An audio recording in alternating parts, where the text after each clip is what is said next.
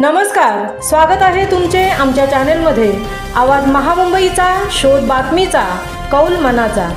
चला तर मग आमचे चॅनेल शेअर करा, लाईक करा आणि सबस्क्राईब करा। धन्यवाद। शतकोत्तरी लोकमान्य टिळक मोफत वाचनालय, चौक येथे लोकमान्य टिळक यांची पुण्यतिथी साजरी।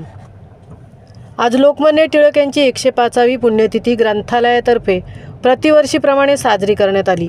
प्रथम टिळकांच्या प्रतिमेस ग्रंथालयाचे अध्यक्ष श्री सुरेश अप्पा वत्सराज व ज्येष्ठ कार्यकारिणी सदस्य मार्गदर्शक डॉक्टर अपर्णा वाळिंबे काकू या दोघांच्या शुभहस्ते पुष्पहार अर्पण करून सर्व विश्वस्त व कार्यकारी सदस्य यांनी आदरांजली वाहिली।